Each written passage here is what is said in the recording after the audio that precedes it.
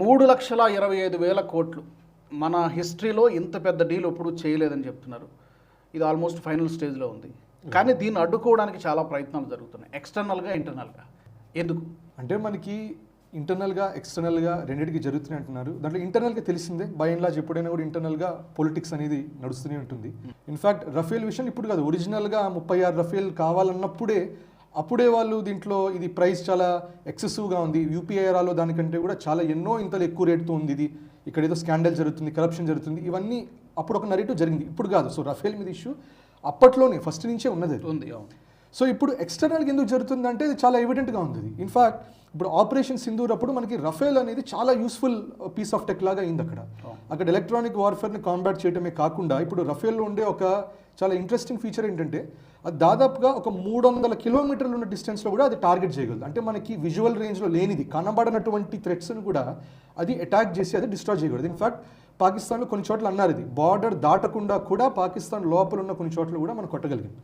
So in a way మనకి prove అయింది ఏంటి, దాట్ రఫేల్ అనేది భారత్ సెక్యూరిటీకి చాలా ఇంపార్టెంట్, చాలా క్రూషల్ అనేది ఒకటి తెలిసింది.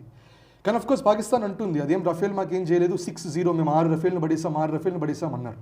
కానీ ఏ పాకిస్తాన్ తర్వాత ఏ యూఎస్ ఏ చైనా వాళ్ళు 6-0 అనే నరేటివ్ని పెడిల్ చేశారు, మళ్ళా అదే వాళ్ళే వచ్చి మళ్ళీ అది కాదు వీళ్ళు రఫేల్ తీసుకోవడానికి వద్దు అసలు రఫేల్ తీసుకోకండి అన్నట్టు అట్లా వాళ్ళు డిస్కరేజ్ చేస్తూ రకరకాల న్యూస్ పీసులు చేస్తున్నారు.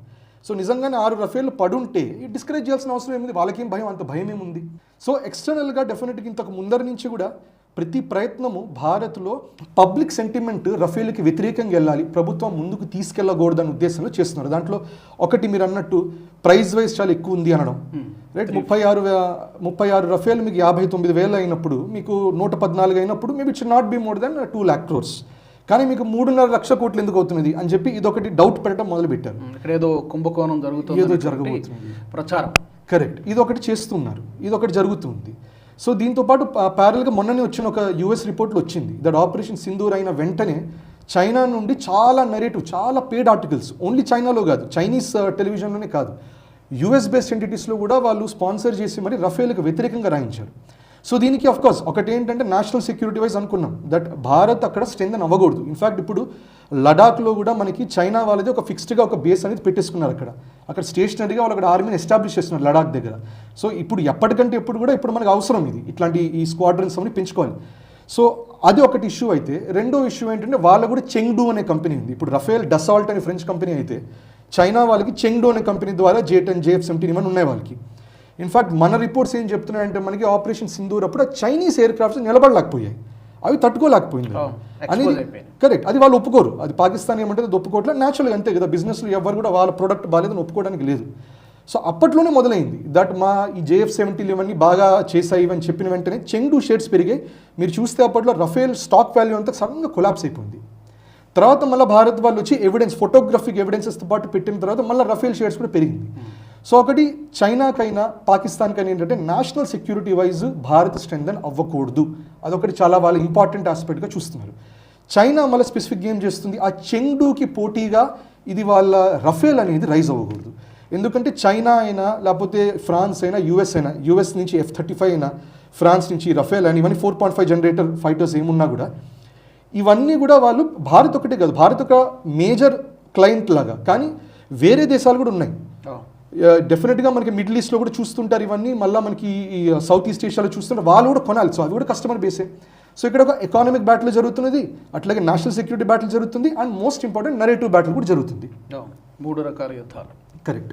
సో ఇక్కడ నరేటివ్ బ్యాటిల్ దేంట్లో అంటే ఒకటి అది భారత్ లోపల ఉండే పొలిటికల్ ఫోర్సెస్ కూడా ఏం చేస్తారు, ఎండ్ ఆఫ్ ద డే వాళ్ళు పవర్లోకి రావాలంటే వాళ్ళు కొన్ని ఆస్పెక్ట్స్ని పట్టుకోవాలి.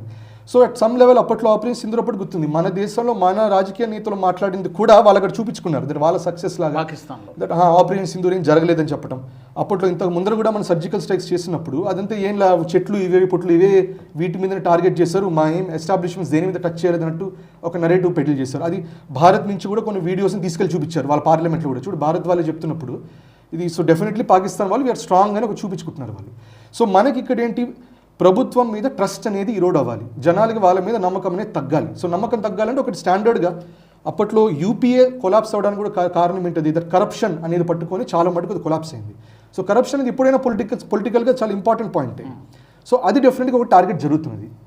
సో ఇంకోటి ఏంటంటే నేషనల్ సెక్యూరిటీ వైజ్ ఇది ఇంపార్టెంట్ అయినా కూడా మరి ప్రతిపక్షంలో ఉండేవాళ్ళు ఎందుకు అంటున్నారు, మరి దానికి కొంతమంది ఏమంటారంటే ప్యాక్ట్ ఉంది, చైనాతో ఒక సైలెంట్ ప్యాక్ట్ ఉందని, లేకపోతే యూఎస్ వాళ్ళ లాబీస్ చెప్పింది చేస్తున్నారని, లేకపోతే మన నేతలు యూఎస్కి వెళ్ళినప్పుడు మీరు వచ్చి ఇంటర్వ్యూన్ అవ్వండి అని చెప్తే వాళ్ళు చెప్పు ఉండొచ్చు, మేము ఇంటర్వ్యూన్ అవుతాం కానీ మొదల్లో ఇది మీరు చేయండి, ఇది కొంచెం మాకు ఏమంటారు లాక్హీడ్ మార్టిన్ అంటే మన ఏజెన్సీవి F-35 లాక్హీడ్ మార్టిన్ సపోర్టివ్గా మాట్లాడాలని ఇవన్నీ చెప్పుండొచ్చు, వీ డోంట్ నో. పాసిబిలిటీస్ ఉన్నాయి, డెఫినెట్గా పాసిబిలిటీస్ ఉన్నాయి, ఉంటాయి, ఇవన్నీ అండర్ ద స్క్రీన్ జరుగుతుంటాయి. తన సీక్రెట్ టూర్స్ వెళ్ళడము ఇవన్నీ కూడా పాసిబిలిటీస్ డెఫినెట్గా ఉన్నాయి. కరెక్ట్. ఎప్పుడైనా కూడా ఎవరైనా కూడా మెజారిటీ బిజినెస్ అయినా కూడా రాజకీయం అయినా కూడా టూర్స్ కూడా సీక్రెటివ్గానే ఉంటాయి. ఇప్పుడు మనకి లీడర్ సినిమాలో ఉంటుంది అట్లా, వాళ్ళు సీఎం ఎవరు అవ్వాలి, డిప్యూటీ సీఎం అవ్వాలి అనేది ఆ డిస్కషన్లో కూడా బయటకు వచ్చి ఏం లేదండి పర్సనల్ క్యాజువల్గా మాట్లాడుకున్నామండి అంటారు, కానీ వాస్తవంగా జరిగేది అది కాదు, యాక్చువల్గా ఇంకా పెద్ద డీల్ జరుగుతుంది. జరుగుతుంది. కరెక్ట్.